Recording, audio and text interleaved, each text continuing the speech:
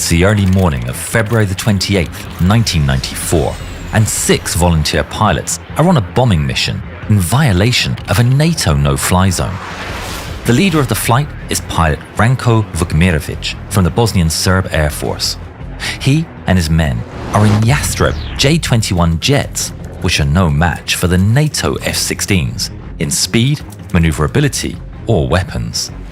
The Yastreb pilots are trying to keep below radar height, but now, with the target getting close, they're forced to ascend to 2,000 meters to start the attack run on a weapons factory.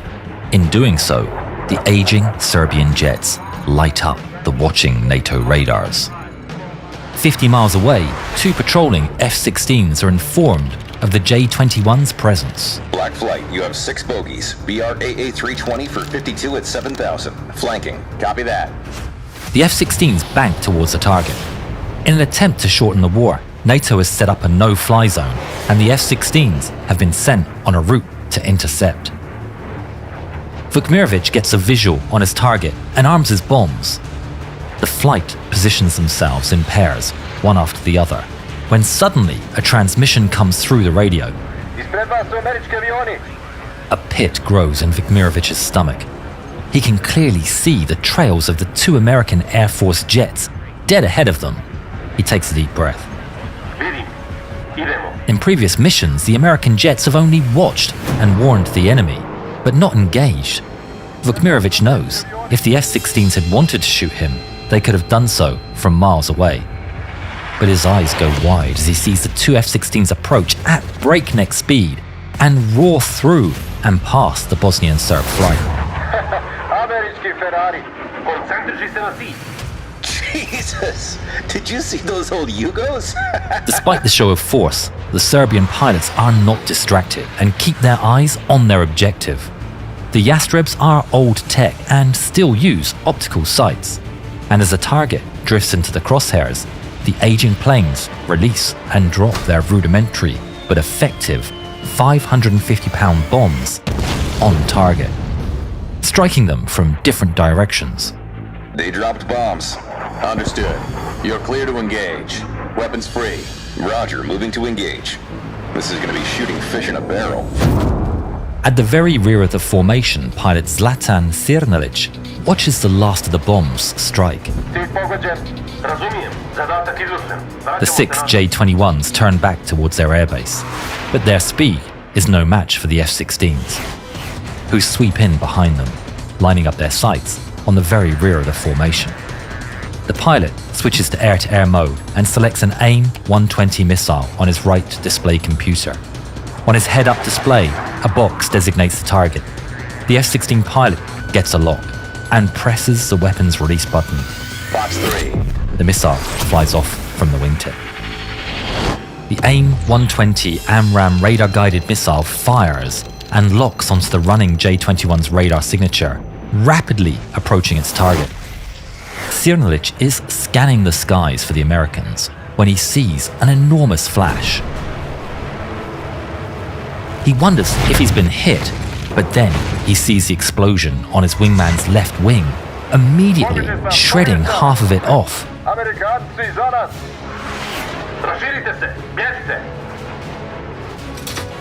The 5 remaining J-21s turn over and dive for the ground.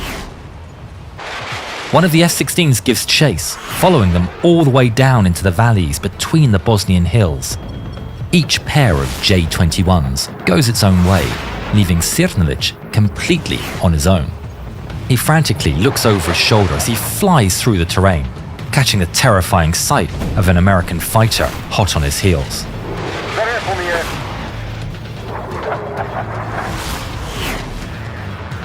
Fox 2. The F-16 fires an AIM-9 Sidewinder heat-seeking missile. It locks on to Sirnalic's hot engines and chases him down across the sky. Sirnalic, flying low, skims over some electrical transmission wires. The missile explodes near the wires and his tail, cutting part of his vertical stabilizer. But he's still flying. He reports the situation, but finds his radio completely dead. Alone and vulnerable, Cernalic looks over his shoulder, expecting a second impact at any moment. But instead, he sees the F-16 turning away. Back with Mickiewicz, he and his wingman push their aircraft to their limits, racing through the valleys. But the F-16 relentlessly closes the distance. Fox 3. He releases another AMRAAM missile, which rockets towards its target. Mickiewicz is still looking across the sky to catch a glimpse of an enemy fighter when the missile flies in and disintegrates his wingman. The Yastreb explodes into flame and scrap. He breaks into evasive maneuvers once again as the F-16 fires another missile. It slams straight into his engines. The explosion shreds the fuselage and flames pour out of the holes. He wrestles the dying aircraft, pulling hard on the stick and willing it to ascend as it burns all around him. As flames engulf the cockpit, Mickiewicz pulls the canopy emergency handle and ejects. The F-16 roars past as Mickiewicz parachutes safely down. The F-16s continue towards the next pair of targets. They swap positions with the covering F-16 diving into action, armed with a fresh set of missiles. But their fuel is running low, and in a few minutes, they'll be forced to turn back. Approaching bingo fuel. 2 bandits trying to escape. I may be able to get one shot. Roger that. South of the F-16 pair, Vukmirovic and his wingman, Goran Zaric, have been forced to hear their friends taken down one by one in rapid succession. Any hope they have is crushed by the sight of an F-16 appearing over the hills behind them. The pair break formation as the American jet sweeps in. With just enough fuel left to make it back, the F-16 gets aloft. Fox 2. Vukmirovic sees the missile launch off the rail and turn toward him. He turns hard, trying to outmaneuver it. But it's no use. It rapidly approaches from his right and explodes just off his wing. He's stunned, but the fragmentation does no significant damage. He looks back, expecting more, but instead, the F-16 pulls off the chase, out of fuel.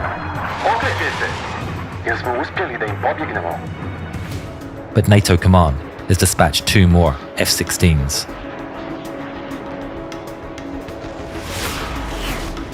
Vukmirovic looks back up.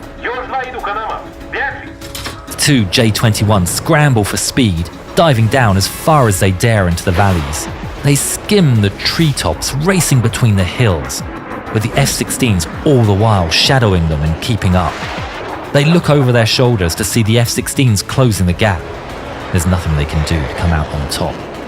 In desperation, Vukmirovic tries a last-ditch idea. He turns straight towards a cliff at maximum speed, Zaric keeping close formation behind him. His heart races as the 2 jets head straight towards the earth.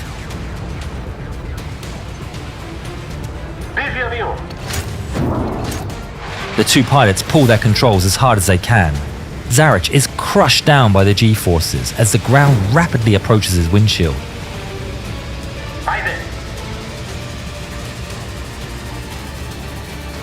Vukmirovic's jet clips the ground and bursts into flames.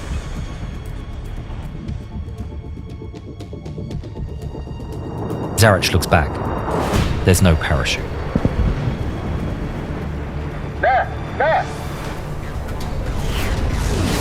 The F-16s burst through the smoke, still in pursuit. He pulls back into a dive, rushing to use the terrain as cover. But they're far too close. Fox 2.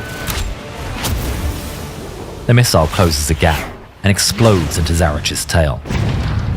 His fighter bursts into flames, and he loses all control.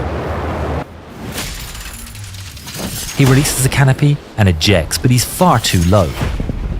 The parachute has no time to open, and he falls into the fireball of his own crashed jet.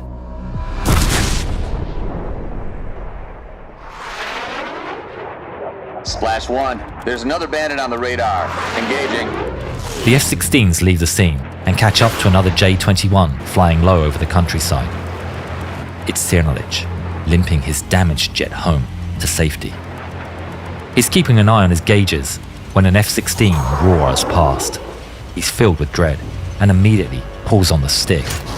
His only plan is to gain enough altitude to eject before the American can finish him off. The F-16 gets behind him and he grabs the canopy emergency handle. But then, the F-16 pulls up alongside, matching his speed. He locks eyes with the enemy pilot. The American salutes him and flies away. Out of the 6 Yastreb pilots that volunteered for that dangerous mission, 3 never returned home. Cernalic would later say, "I don't have any bad feelings towards the American pilots." Oni su imali svoj zadatak, mi smo imali svoj. This event is usually referred to as the Banja Luka incident and represents the first NATO combat engagement in its history. Robert Wilbur Wright was credited with 3 victories, the highest score by a USAF pilot in a single mission since the Korean War, while pilot Stephen Yogi Allen was credited with 1 victory. God help them if we use our F-117s. Haha, niko nam nije rekao da je nevidljiv. Pogledaj ovaj film i vidi kako je oboren F-117.